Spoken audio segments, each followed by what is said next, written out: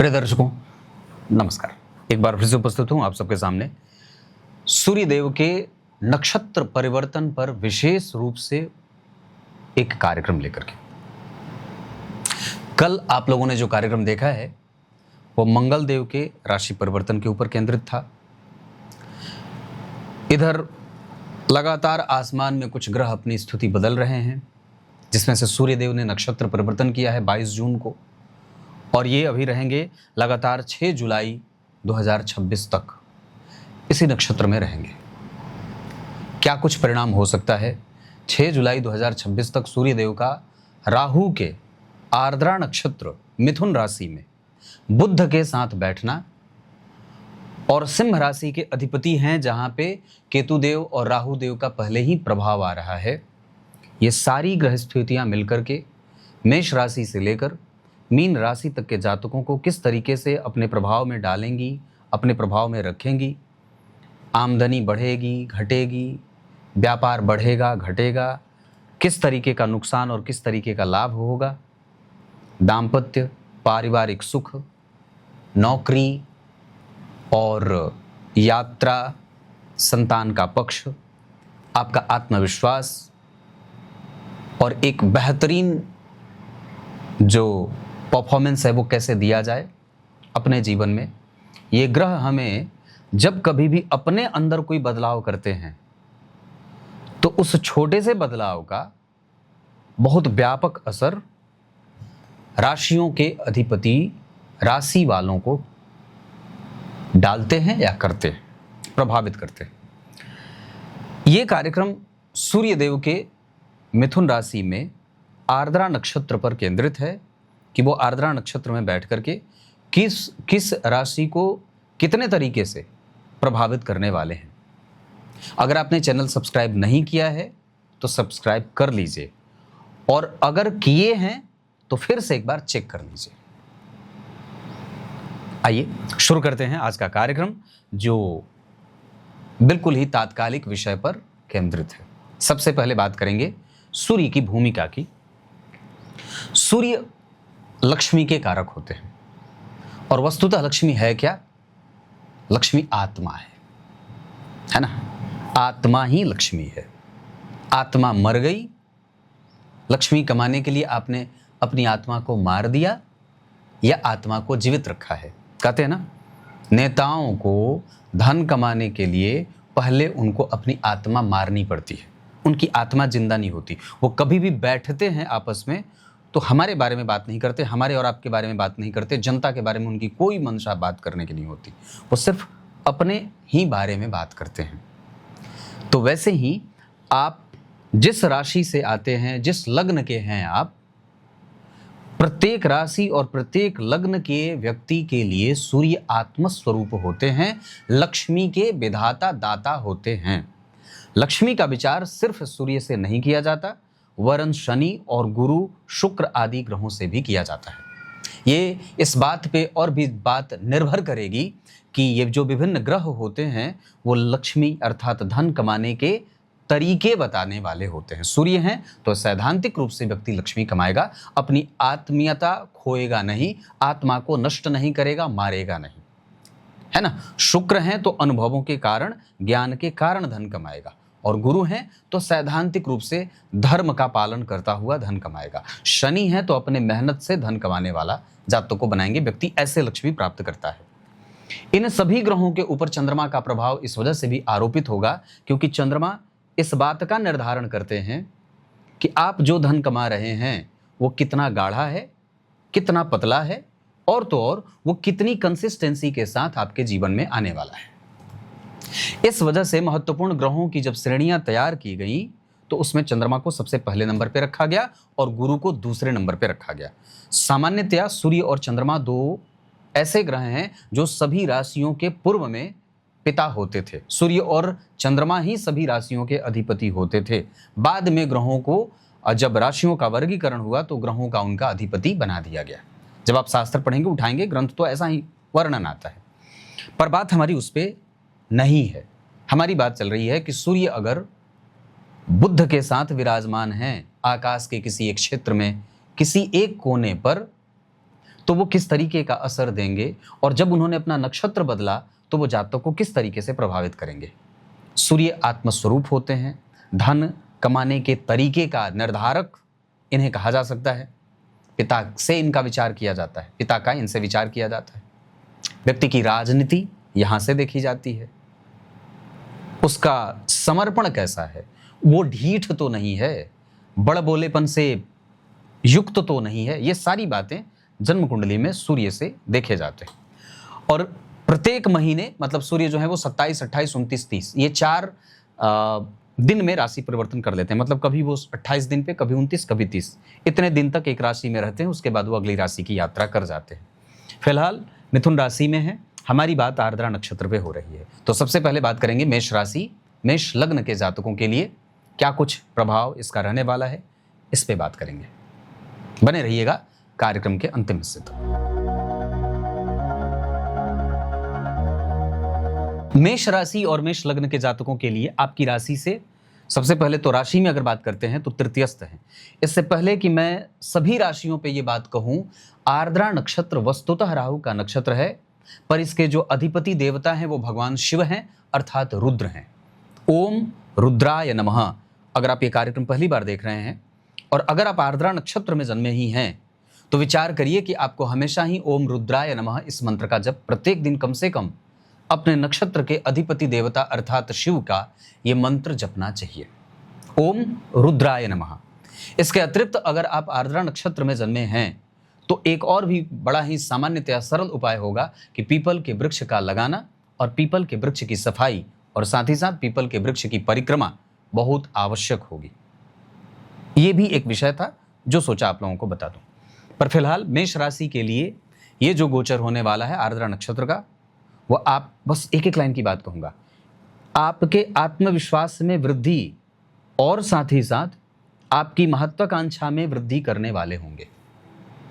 बस आपको चेक ये करना होगा कि आप जिस महत्वाकांक्षा की को प्राप्त करने की आंच और लौ अपने अंदर जलाए हैं वो कितना सही और कितना गलत है।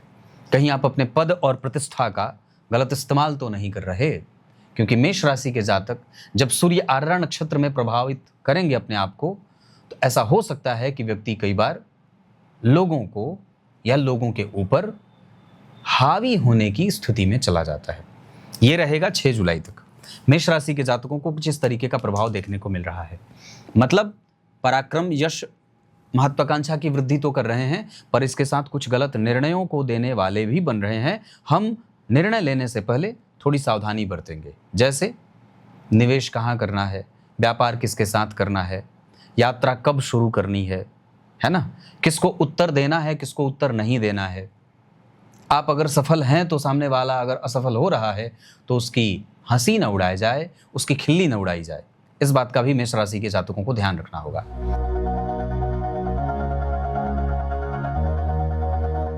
वृष राशि के जातकों के लिए ये द्वितीय भाव का गोचर हो रहा है आर्द्रा नक्षत्र में, और सामान्यतया आर्द्रा नक्षत्र राहु का है और वृष राशि शुक्र का है।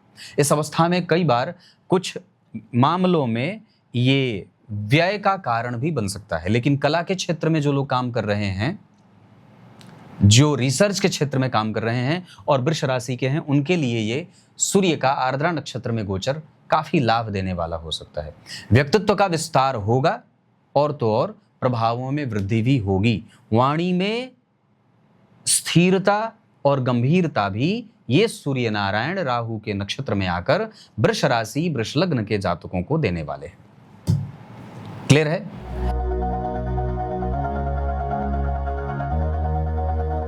मिथुन राशि में ही बात कर लेते हैं। तो मिथुन राशि में पहले से बुध विराजमान है, राहु देव की सूर्य के ऊपर दृष्टि है कुंभ राशि में बैठ करके, और बुध जो जन्म कुंडली में अपनी ही राशि में बैठकर भद्र योग का निर्माण पहले ही कर रहे हैं। इस आधार पर जो सबसे ज्यादा चिंतन की आवश्यकता है कि सूर्य पहले राहु के नक्षत्र में है, बुध और सूर्य दोनों राहु से प्रभावित हैं। इस आधार पर आपकी तार्किकता अतार्किकता में न बदले, आप अति आत्मविश्वास से युक्त होकर के खराब निर्णय न ले लें। भाई बहन, माता पिता, इष्ट मित्र, सगे संबंधी, इनके साथ आपका दुर्व्यवहार न प्रकट हो जाए या हो न जाए, इसका ध्यान रखना होगा। मिथुन राशि में सूर्य का आर्द्रा नक्षत्र में बैठना इस अवस्था में कि आपका कई बार अपने से बड़े लोगों का अनादर हो जाना बड़ा सामान्य हो जाएगा। इस वजह से आपको यहाँ पे इस बात को प्रकट करने से पहले कि आप क्या कुछ बोल रहे हैं, सामने वाले को कैसे रिएक्ट कर रहे हैं, इस बात पे मंथन करने की आवश्यकता होगी। क्लियर है?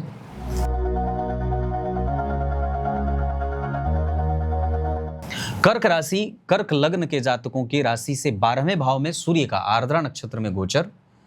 विदेश से संबंधित अगर जो कुछ भी काम करते हो उसका काम अच्छा चलेगा, क्योंकि बुध के साथ वो बलवान भी हो रहे हैं।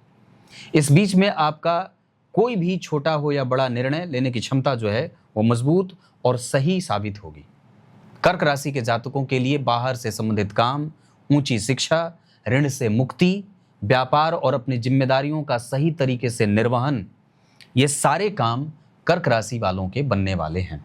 पर इस बीच में जो सबसे नेगेटिव होगा वो ये हो सकता है कि कई बार आप किसी दूसरे का व्यय भी अपने माथे डाल लेंगे, जो कि नहीं होना चाहिए, या संतुलन बना करके होना चाहिए।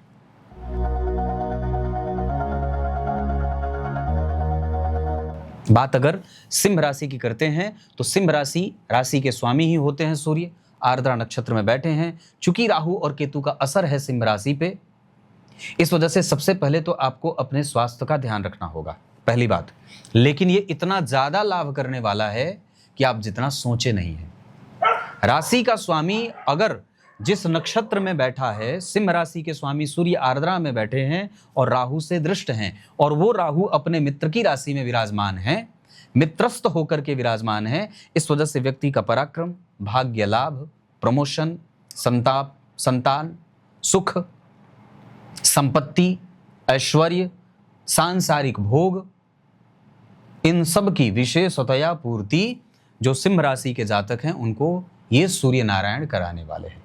इसमें और भी ज्यादा अगर बल प्राप्त करना चाहते हैं तो आपको सूर्य चालीसा का पाठ करना चाहिए, लाल चंदन की माला भी धारण करनी चाहिए, मसूर और चने की दाल का दान भी करना चाहिए। लेकिन स्वास्थ्य का थोड़ा बहुत ध्यान रखना है। बाकी प्रायोगिक तौर पे ये सूर्य नारायण आपके पक्ष में ही निर्णय देंगे। ये सबसे ज्यादा मेष, वृष, मिथुन और कर्क राशि, अभी तक मैंने जितनी राशियां बताई हैं उसमें सबसे ज्यादा जो बेहतर परिणाम मिलने वाला है वो सिंह राशि के जातकों को मिलने वाला है।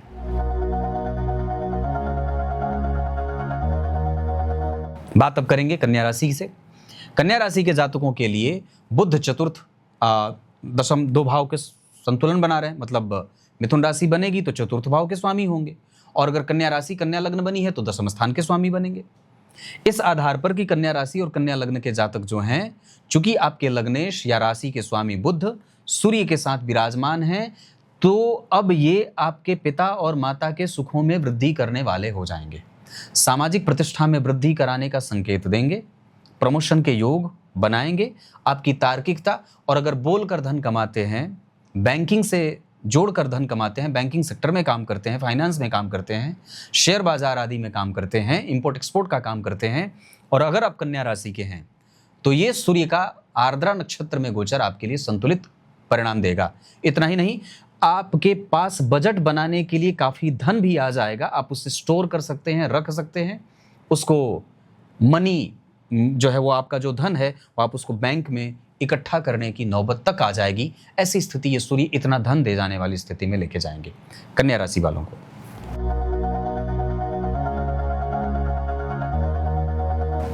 तुला राशि, तुला लग्न के जातकों के लिए राशि से लाभ के स्वामी होते हैं, नवम भाव में विराजमान है, राहु का प्रभाव है, तुला राशि पे भी राहु की दृष्टि है, और सूर्य जो आर्द्रा नक्षत्र में गोचर कर रहे हैं। इस वजह से सबसे पहले तुला राशि के जातकों को, कन्या राशि के लिए मैंने बताया, तुला राशि के जातकों के लिए आत्मसम्मान पे ठेस न पहुंचे। किसी को उत्तर देने से पहले 2 बार विचार करिए।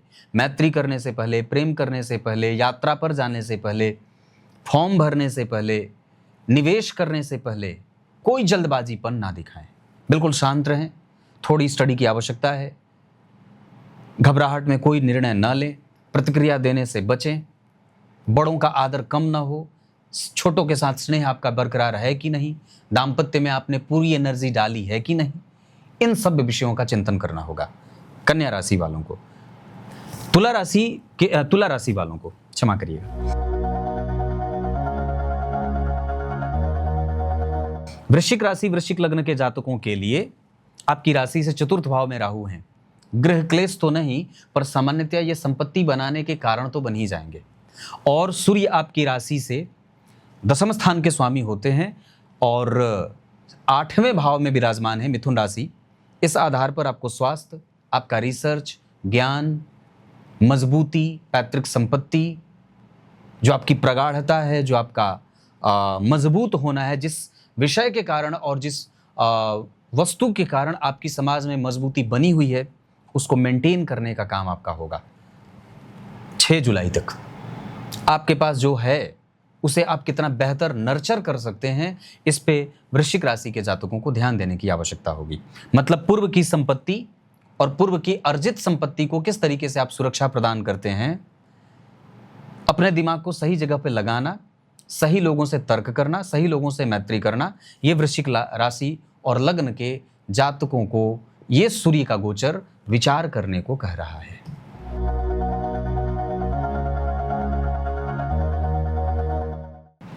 धनु राशि धनु लग्न के जातकों के लिए आपकी राशि से सप्तमस्थ ही गोचर कर रहे हैं।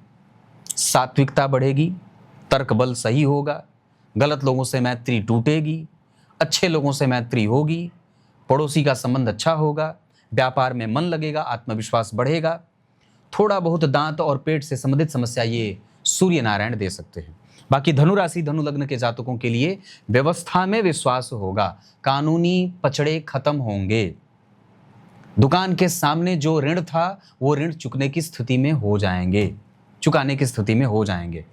और जो मतभेद पुराने बने हुए थे किसी भी व्यक्ति और पड़ोस के लोगों के साथ या रिश्तेदारों के साथ, ये सूर्य देव उसको छांटने में मदद करेंगे। क्लियर है?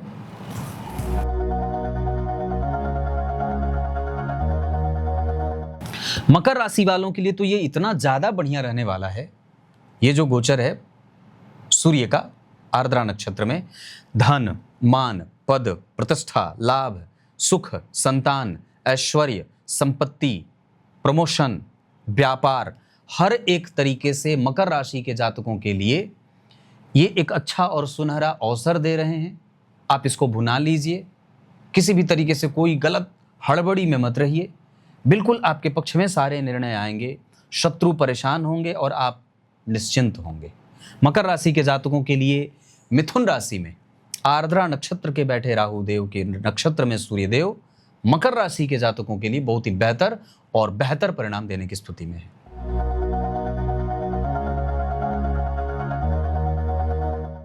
कुंभ राशि की बात करते हैं। कुंभ राशि के जातकों के लिए राहु कुंभ राशि में बैठे हैं और राहु के ही नक्षत्र में सूर्य नारायण बैठे हैं। रुद्राय नमः इस मंत्र का जप करना चाहिए, सूर्य को अर्घ देना चाहिए, आत्मविश्वास की कमी न हो इसका ध्यान रखना चाहिए। व्यय करने से पहले 25 बार विचार करिए आप किसको दे रहे हैं, किस पर व्यय कर रहे हैं। मित्र को शत्रु तो नहीं बना रहे, परिवार की जिससे आज तक कटुता रही है कहीं आप उससे मित्रता तो नहीं कर रहे हैं। भाई के मित्र उससे सावधानी, मित्र के भाई, नौकर के भाई, नौकर के मित्र, इन सभी लोगों से कुंभ राशि कुंभ लग्न के जातकों को सावधान रहना होगा 6 जुलाई तक, क्योंकि सूर्य राहु के प्रभाव में राहु से दृष्ट हैं। आखिरी राशि है मीन राशि। मीन राशि मीन लग्न के जातकों को आपकी राशि से चतुर्थ भाव में सूर्य का आर्द्रा नक्षत्र में गोचर राहु से दृष्ट होने के कारण ये जो 6 जुलाई तक का समय है, ये संपत्ति के निर्माण में बहुत ज़्यादा विशेष सहयोगी साबित हो सकता है। मानसिक शांति बढ़ सकती है। पूर्व की अटकलों से अब आप निकलने की कोशिश कर रहे हैं और सफल भी होंगे। निसंदेह इस दौरान संपत्ति बनेगी और बरकरार भी रहेगी। साथ ही साथ परिवार में सुखद माहौल भी बनेगा। पर हाँ, थोड़ी बहुत बात कहूँगा अगर, तो पेट में पित्त की अधिकता के कारण कई बार स्वास्थ्य में थोड़ी बहुत अटखलें या अटखेलियाँ देखने को मिल सकती हैं। हालांकि आपको आयुर्वेद का उपचार ज़्यादा सूट करेगा। मीन राशि के जातकों के लिए ये गोचर संतुलन से बेहतर तो नहीं, पर लगभग संतुलित परिणाम देने वाला जरूर बन रहा है। हाँ, इस बीच में सबसे ज़्यादा जो है कि आप घर से बाहर बड़े प्रसन्न रहते हैं। पड़ोसी ये कहते हैं कि फलां तो बड़ा सुखी है, उसके घर में तो कोई कलह नहीं, पर अंदर कलह मचा हुआ है। अगर ऐसी कोई बात है तो आपको 6 जुलाई 2026 तक मीन राशि के जातकों को बहुत सावधान रहने की आवश्यकता है, क्योंकि कई बार इसका जो प्रचार है वो बाजार में होगा और फिर आपकी सामाजिक प्रतिष्ठा का हनन हो सकता है। सावधान रहने के लिए घर में थोड़े से मांगलिक कृत्यों का तो नहीं पर धार्मिक कृत्यों का आवाहन जरूर करिए। अभिषेक वगैरह साथ में कर लीजिए, दाम्पत्य सुधर जाए, देवी मैया की पूजा हो जाए, वास्तु की पूजा हो जाए, गणेश जी की पूजा हो जाए। अगर ये 6 जुलाई तक में 1-2 बार कर लेंगे, अभिषेक वगैरह भी करवा लेते हैं, तो ये जो बाहरी प्रभाव आपके घर को या घर का जो माहौल खराब बना हुआ है उससे निकलने में आपकी मदद हो जाएगी। भगवान, ये सूर्य का आर्द्रा नक्षत्र में, मिथुन राशि में, राहु के नक्षत्र में, भगवान शिव के आधिपत्य के प्रभाव में आने वाला इस नक्षत्र का प्रभाव मैंने मेष राशि से लेकर मीन राशि तक के जातकों को बताया है। कुछ इसी तरीके से आज के इस महत्वपूर्ण ज्योतिषीय कार्यक्रम जो सूर्य राशि फल के ऊपर केंद्रित था, उसका समापन करते हैं। जल्दी ही एक और राशि परिवर्तन के साथ आपके सामने उपस्थित होने वाला हूं। तब तक के लिए बहुत बहुत नमस्कार।